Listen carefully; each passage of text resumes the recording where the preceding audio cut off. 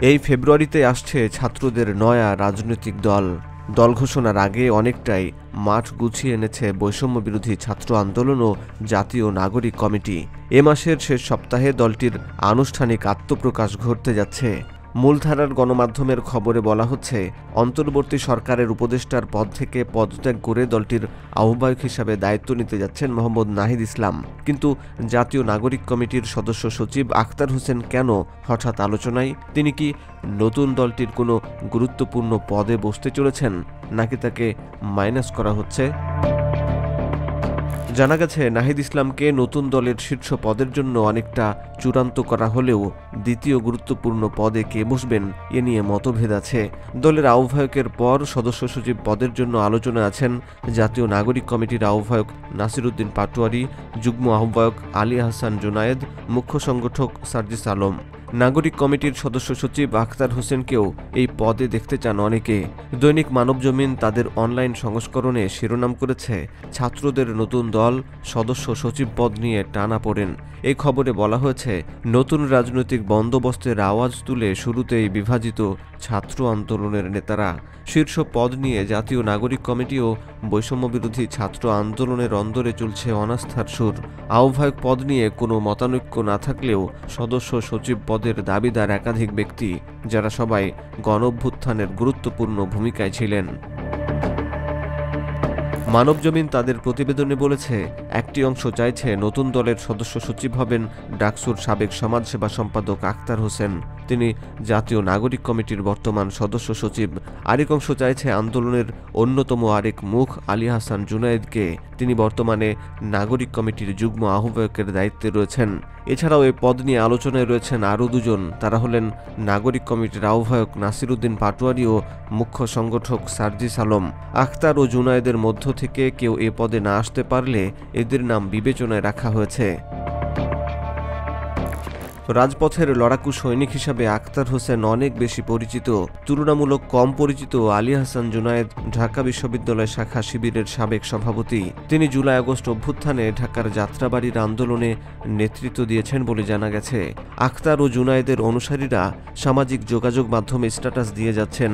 কেউ লিখেছেন আখতারকে তারা নেতা মানেন আর কাউকে নয়। কেউ লিখেছেন আখতারকে মাইনাস করতে চায় কে। বৈষম্যবিরোধী ছাত্র আন্দোলনের মুখ্য সংগঠক আব্দুল হান্নান মাসুদ লিখেছেন, আমার ফ্যাসিবাদ বিরোধী রাজনীতিতে আসা আখতার হোসেনের হাত ধরেই এদেশের প্রতি, দেশের মানুষের প্রতি উনার ভালোবাসা সবসময় আমাদের মুগ্ধ করেছে। ঢাবি ক্যাম্পাসে একক নেতৃত্বে ছাত্রলীগ নামক সন্ত্রাসীদের বিরুদ্ধে সব সময় তিনি রুখে দাঁড়িয়েছেন। বারবার হামলার সম্মুখীন হয়েছেন, আহত হয়েছেন, কারারুদ্ধ হয়েছেন, কিন্তু সঙ্গীদের এক মুহূর্তের জন্য ছেড়ে যাননি। কোনো যদি কিন্তু ছাড়া সচেতন নাগরিক হিসাবে আখতার হোসেনের পাশে আছি। আলী আহসান জুনায়েদের সমর্থকরা অভিযোগ করেছেন, মূলত নাগরিক কমিটিতে থাকা ইসলামপন্থী ও এক্স শিবিরকে ঠেকাতেই হঠাৎ করে আখতারকে নিয়ে প্রচারণা চালানো হচ্ছে। তারা আখতারের বিরোধিতা বা মাইনাস চান না। যারা প্রচারণা চালাচ্ছেন তারাই মূলত মাইনাস খেলছেন। নাগরিক কমিটির সহ মুখপাত্র ও সাবেক শিবির নেতা আরেফিন মোহাম্মদ হিজবুল্লাহ ফেসবুকে লিখেছেন, আমরা এক্স শিবিররা নাগরিক কমিটিতে জয়েন করার 2 দিন আগে জনাকের আহ্বায়ক নাসিরউদ্দিন পাটোয়ারী এবং মুখপাত্র সামান্তা শারমিন টিএসসিতে চা খেতে খেতে আমাকে বলেন, আখতার ইনঅ্যাক্টিভ, তাকে দিয়ে হবে না, নতুন সদস্য সচিব লাগবে। তাদের চয়েস ছিল মায়ের ডাকের তুলি আপা, কিন্তু তিনি জনাকে সময় দেন না। তাই তাদের বিকল্প ভাবনাই ছিল আবদুল্লাহ আল আমিন। আলামিন ঢাকা বিশ্ববিদ্যালয় শিবিরের সাবেক শীর্ষ নেতা এবং আমার দীর্ঘদিনের বন্ধু। কিন্তু তৎক্ষণাৎ আমি বলেছি আখতারকেই লাগবে, সরানো যাবে না। তখন নাসির আবারও আখতারকে নিষ্ক্রিয়তার কথা তুললে আমি জোর দিয়ে বলি, আখতারকে আমরা অ্যাক্টিভ করব। নাসির আর সামান্তা যাওয়ার পর আমি নিজেই কল করে বলি, তুমি অ্যাক্টিভ হও, আমরা তোমারে ফুল সাপোর্ট দিব। জুনায়েদ ভাইকেও বলি কল করে আখতারকে কনফিডেন্স দিতে। জুনায়েদ ভাই সঙ্গে সঙ্গে আখতারকে কল করে সক্রিয় হতে বলেন এবং আমাদের সাপোর্টের কথা জানান।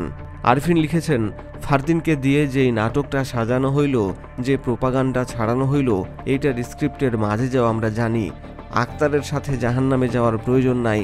আখতারকে আহ্বায়ক করার প্রস্তাব তুলো, এতই যদি লিডার মানো, আমরা আখতারের সাথে আছি। আখতার সমর্থকদের ধারণা, ইসলামপন্থী বিশেষ করে এক্স শিবিরের যারা নাগরিক কমিটিতে যুক্ত হয়েছে তারা আখতারকে মাইনাস করতে চায়, যদিও অপরপক্ষ বলছে এতে তাদের কোনো সম্পৃক্ততা নাই। আখতার ভাইকে মাইনাস করছে কে, এমন একটি শিরোনামে আবরার হামিম নামে একজন লিখেছেন, সবার আগে আখতার ভাইকে মাইনাস করে একজন মাস্টার মাইন্ড হয়েছে, অথচ যেই দলের সদস্য সচিব ছিল নাহিদ এবং ঢাবি সভাপতি ছিল আসিফ, সেই দলের প্রতিষ্ঠাতা আহ্বায়ক ও উদ্যোক্তা ছিলেন আখতার ভাই। এরপরে সেই ব্যক্তি ৩৬শে জুলাইয়ের পর প্রধান উপদেষ্টার বিশেষ সহকারী হইল, কিন্তু আখতার ভাই কিছুই হইতে পারল না, সে কোনো আলাপেও নাই। তারপর সে আখতার ভাইরে একটা সান্ত্বনা পুরস্কার দিল জনাকের সদস্য সচিব। আবরার হামিম আরও লিখেছেন, এক্স শিবিরের লোকজনকে শুরু থেকেই জনাকে অচ্ছুত হিসাবে রাখা হয়েছে। তাদের কাজ ছিল স্রেফ ঢাকার বাইরে সফর করা, কমিটিতে লোক রিক্রুট করা, কিন্তু ক্ষমতাসীন দলের নেতা হওয়ায় ফ্যাসিলিটিগুলোর সামান্যও তারা পায় নাই। আখতার ভাইকে যদি সবচেয়ে বেশি কেউ ওন করে জনাকে, সেটা জুনায়েদ ভাই, আরিফিন ভাই, রিফাত ভাই, অথচ তারা নাকি আখতার ভাইকে মাইনাস করতে চায়। ওরা মনে করছে আখতার ভাইয়ের প্রতি সবারই ইমোশন আছে, এই কার্ড খেললে খুব সহজে এক্স শিবিরকে মাইনাস করা যাবে, তাই নির্দ্বিধায় এই জুয়াটা তারা খেলছে। শিবিরের নেতাদের সামনে রেখে শিবিরের রিক্রুট করে দল ভারী করা শেষ, এখন ব্যবহৃত শিবির নেতাদের ছুঁড়ে ফেলা হবে। এটাই এ দেশের হাজার বছরের পলিটিক্স।